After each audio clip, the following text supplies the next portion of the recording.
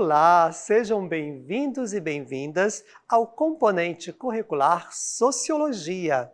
Eu sou o professor Dário Pinheiro e vou ficar com vocês nesta aula de número 9, que tem como objeto de conhecimento, processo de formação, constituição e transformação de diferentes sociedades humanas e suas formas de organização política, Estado, poder, democracia, autoritarismo, patrimonialismo, populismo, etc., em âmbito local, regional, nacional e global, bem como o papel desempenhado pelos sujeitos e coletividades mediante os valores morais, éticos, estéticos, culturais e políticos.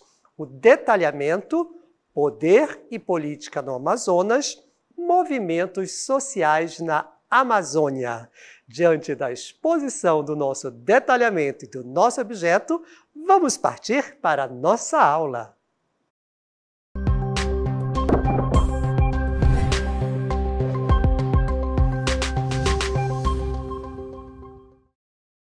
Vamos tratar de movimentos sociais sobre a perspectiva da sociologia, mais especificamente sobre movimentos sociais e poder aqui na Amazônia, na região amazônica. Vejam que não falaremos sobre Amazonas especificamente, mas sobre a Amazônia. E as características gerais dos movimentos sociais, eles variam muito aqui no Brasil. Não são iguais, por exemplo, aqui na Amazônia, que é o nosso objeto e o nosso detalhamento da aula, como é diferente de outras regiões brasileiras. É por isso que vamos nos ater a um texto de um estudioso, que é da Unicamp e que é situado num município aqui do estado do nosso Amazonas e que realizou um trabalho de pesquisa juntamente com a doutora Maria Glória Gon, outra também estudiosa dos movimentos sociais. E ambos concluem de forma assim bem apurada, após seus estudos, que os movimentos sociais na Amazônia devem ser estudados sobre uma perspectiva muito ampla, porque algumas rebeliões aqui nessa região não chegaram nem a acontecer, limitando-se à fase conspiratória. Em certos casos, houve pouca participação de classes populares. Já em outros, o movimento foi impulsionado não por razões de ordem política ou econômica, mas sim religiosa. Percebam que aí já temos uma gama de variedades que ora impulsionam, ora não conseguem impulsionar um movimento social na região amazônica.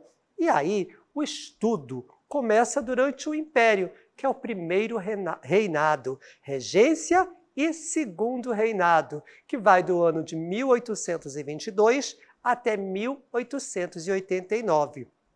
Esse recorte é para que nós possamos entender que os movimentos sociais, nas suas diversas formas, aconteceram aqui na Amazônia.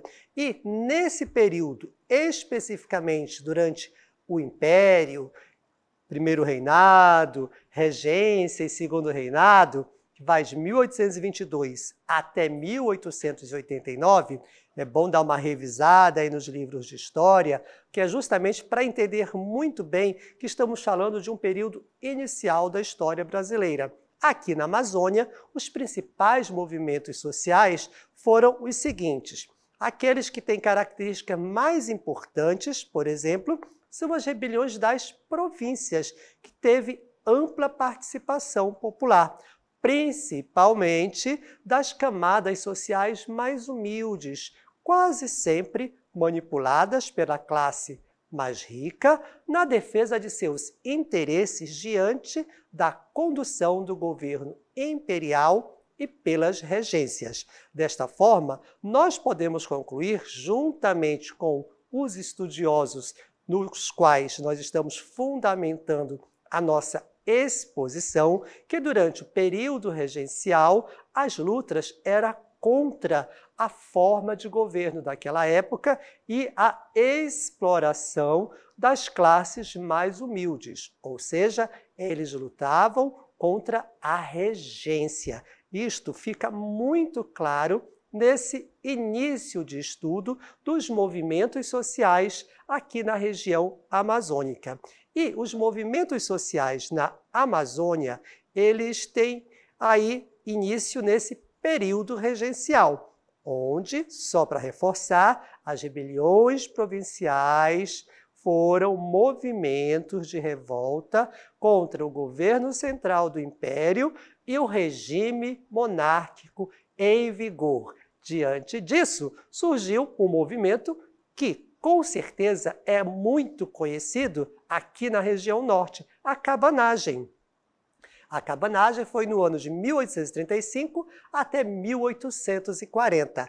Essa rebelião tem um fim sangrento no período regencial. Veja aí como ela foi suprimida. E ela aconteceu na região do Grão-Pará.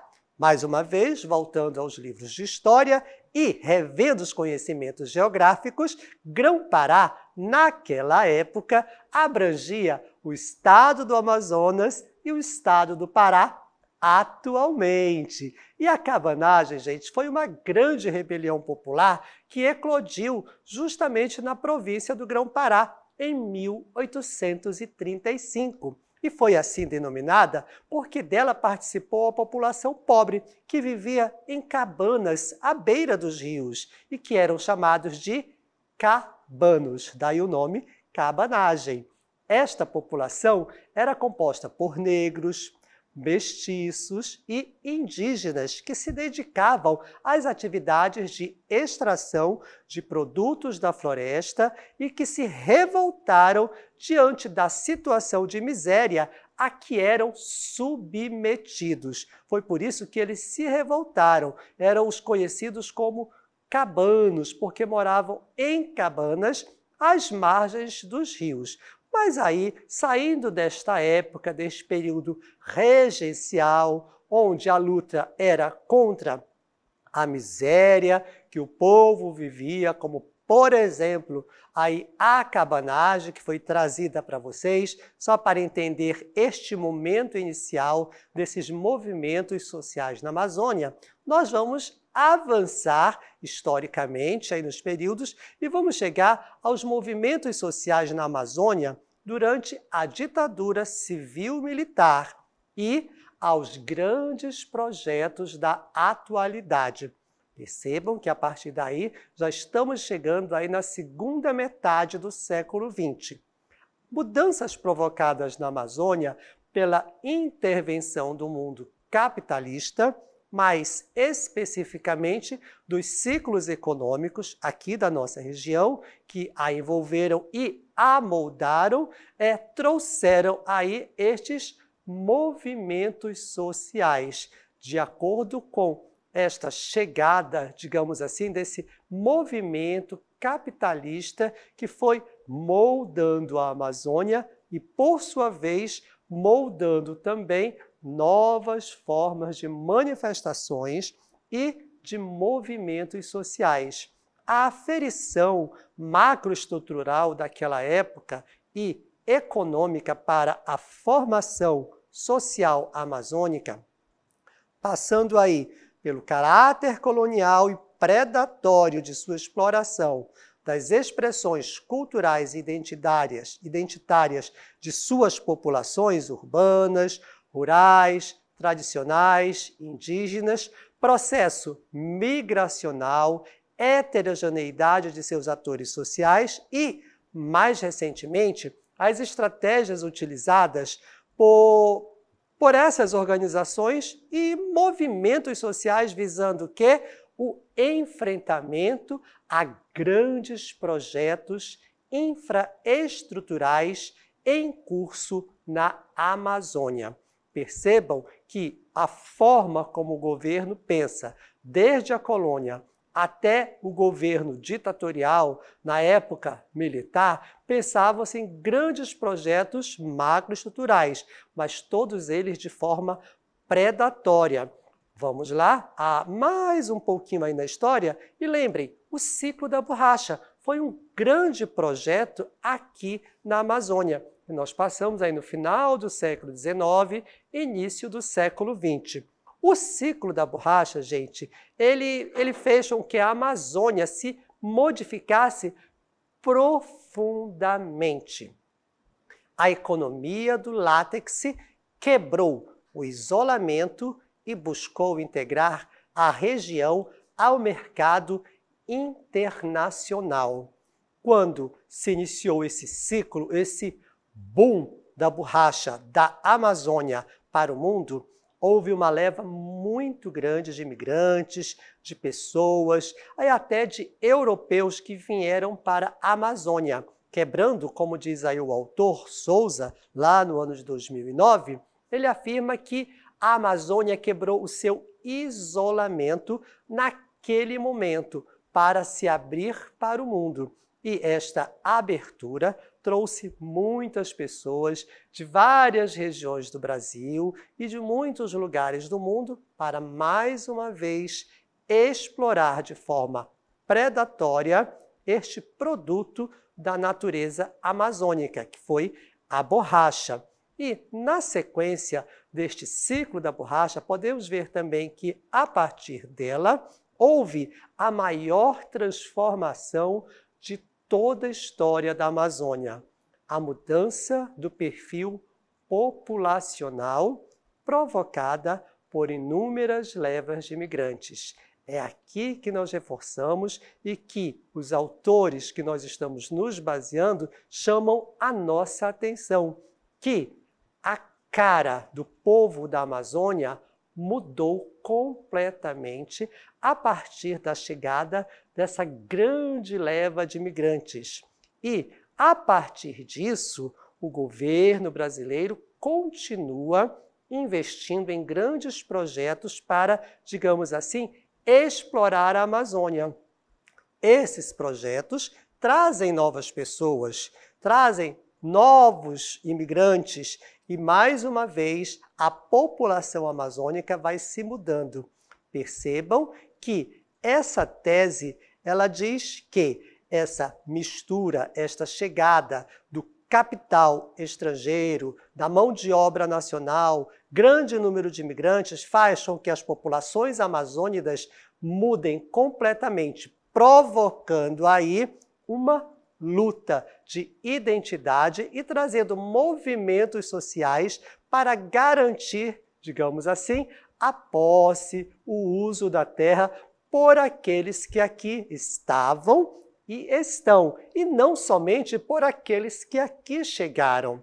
Mas nesse momento do governo ditatorial no Brasil, a tese apresenta a presença de agentes governamentais e suas políticas que, a partir dos anos de 1960, em uma relação direta com o aparecimento de diversos grupos e movimentos sociais organizados, resgata os elementos políticos, econômicos, sociais empreendidos na região. Então, mais uma vez, para que vocês percebam que a chegada do capital, das grandes levas de imigrantes, faz com que as populações locais comecem a se movimentar para garantir que elas também sejam atendidas. É a partir daí que surgem esses movimentos sociais no interior da Amazônia. E os movimentos sociais amazônicos da ditadura, que é justamente depois de 1960, eles pensam que a Amazônia como um grande espaço potencial e estratégico. É dessa forma que o governo dessa época imagina a nossa região. Os movimentos sociais surgem aí e começam aí algumas questões que merecem ser destacadas para que nós possamos entender como isso aconteceu aqui na nossa região amazônica. O primeiro passo, no caso do governo, era integrar a região ao restante do país. Naquele momento, lá na década de 60 do século XX, o governo brasileiro pensou, bem, temos que integrar, juntar a região amazônica, que, para eles, estava distante dos grandes centros produtores do Brasil. Na visão deles, não estava integrado. Então, primeiro passo, primeiro pensamento do governo brasileiro naquela época, a partir da década de 1960 e em continuidade com o governo ditatorial, era integrar a região amazônica ao restante do país.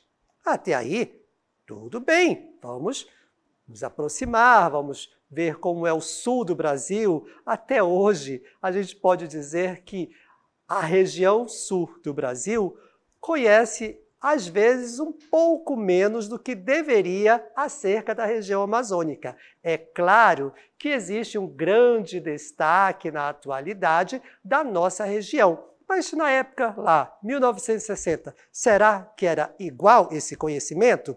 Bem, isso aí é um assunto para outra discussão. E aí, o segundo passo do governo brasileiro? Ocupar a Amazônia de forma ampla e sistemática. E, olha aí que vem o mais interessante, digamos, para o governo: extrair riquezas de maneira mais eficiente possível. Este era o segundo passo e foi o segundo passo dado pelo governo nesta ocupação da Amazônia. Vejam que aí é só o governo pensando. E as pessoas da Amazônia? A gente vai já falar sobre isso. Vamos continuar? Porque isso segue. Porque aqui na Amazônia, naquele momento, o conceito de propriedade privada era abstrato e distante na região naquela época. A região amazônica ela é muito grande e não se tinha aí esse conceito de propriedade privada. Era algo que não acontecia. Mesmo diante de tudo isso, o governo seguiu com esses dois passos iniciais e trouxe para a nossa região grandes projetos que nós podemos ver aí a nossa historiadora, a professora Adriana, que vai mostrar para vocês. Vamos assisti-la? Olá, eu sou a professora Adriana Cabral, do Componente de História, e vou falar para vocês um pouco sobre alguns projetos desenvolvidos na nossa região amazônica. Em síntese, foram projetos como o da abertura da rodovia transamazônica, o inventário hidrelétrico da bacia do Rio Xingu e o planejamento de várias hidrelétricas pensadas para barrar os rios da região.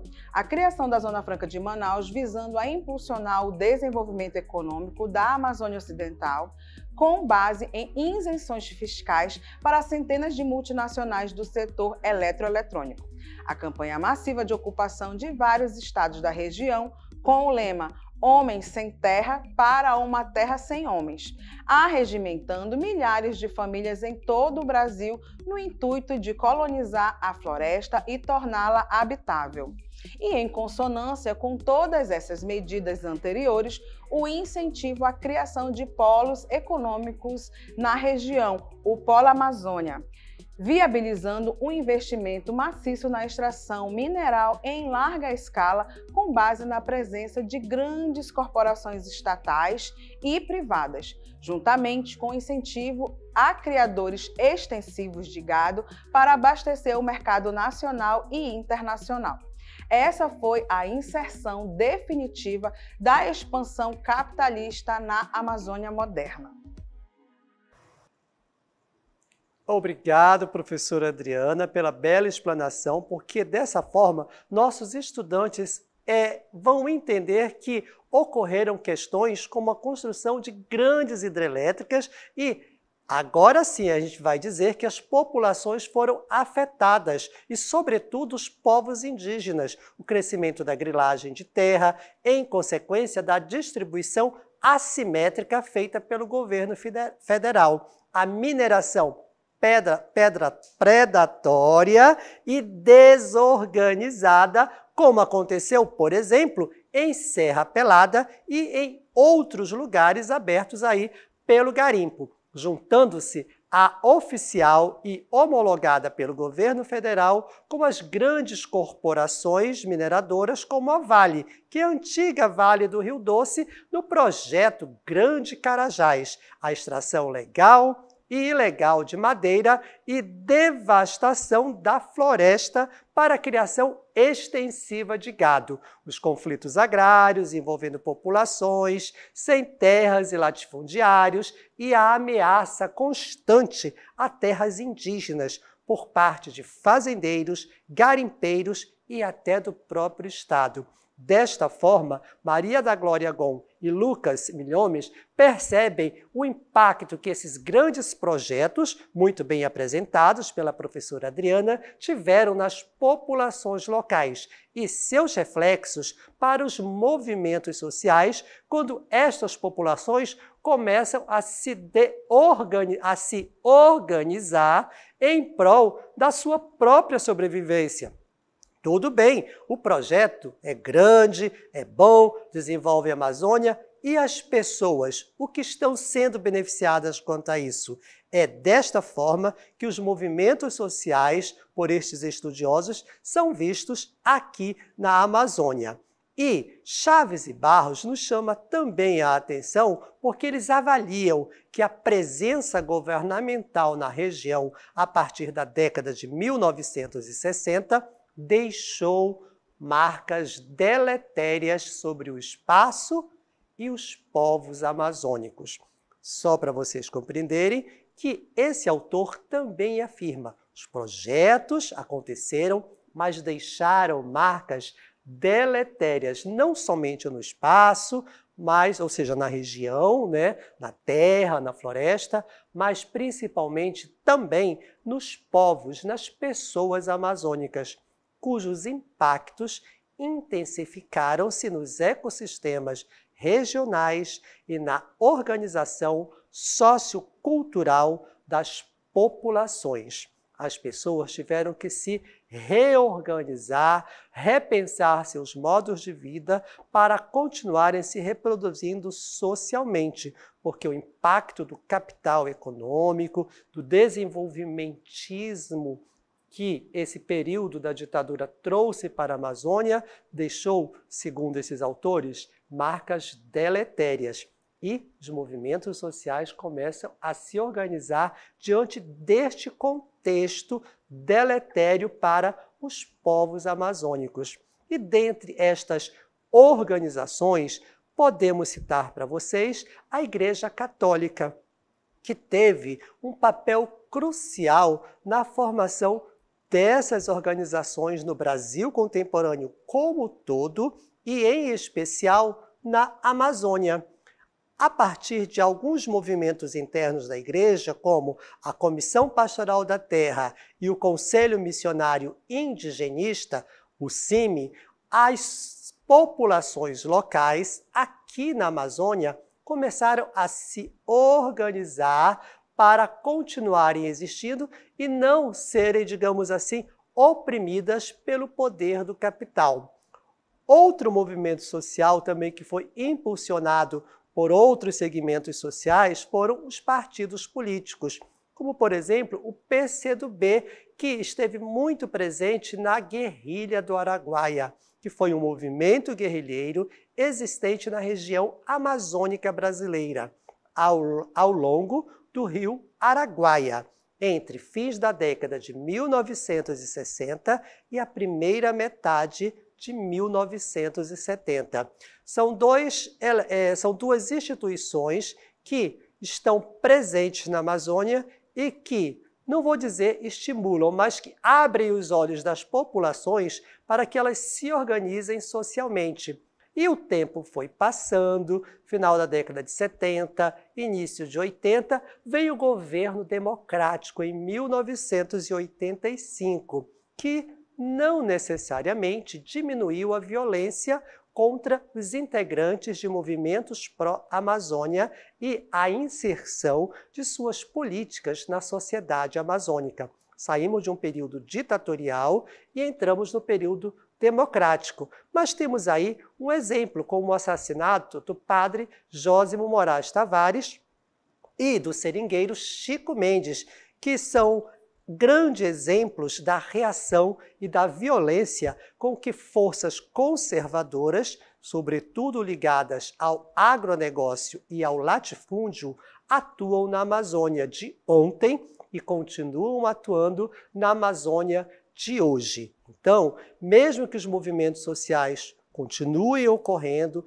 depois da ditadura e no movimento democrático, muitos ainda foram reprimidos. Os indígenas também, gente, eles também se organizaram. Os indígenas brasileiros só começaram a se articular como movimento social organizado a partir da década de 1970, que, segundo Maria da Glória Gon, denomina de Movimento Pan-Indígena de Organização Pluriétnica em Defesa de Direitos dentro do Estado brasileiro. É uma definição bem complexa, acadêmica e também para definir que os indígenas amazônicos, a partir da década de 1970, começaram a se organizar politicamente para lutar, para reivindicar direitos sociais sobre suas populações, sobre eles próprios enquanto cidadãos brasileiros.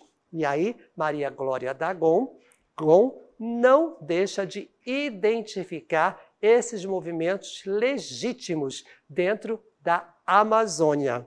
Mas aí, os movimentos sociais na Amazônia, a partir da Constituição Federal, que aconteceu em 1988, ganha um grande reforço, porque é um marco histórico do movimento indígena no Brasil e também na Amazônia, garantindo aos povos originários vários direitos em uma legislação progressista que visa a defesa e a oficialização dos seus territórios. E os movimentos sociais ganharam forças e continuam, como, por exemplo, o movimento das mulheres na Amazônia.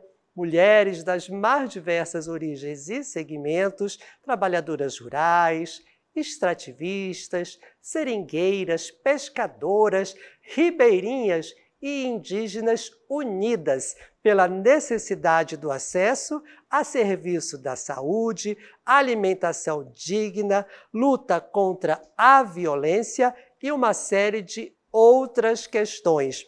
Podemos citar para vocês também outros movimentos sociais aqui na Amazônia na atualidade, como, por exemplo, o movimento pela sobrevivência da Transamazônica e o movimento pelo desenvolvimento da Transamazônica e Xingu. São movimentos que existem na atualidade. Opa, tem aí um feed de notícia para vocês. Vamos lá, Durquinha, traz aí uma notícia nova.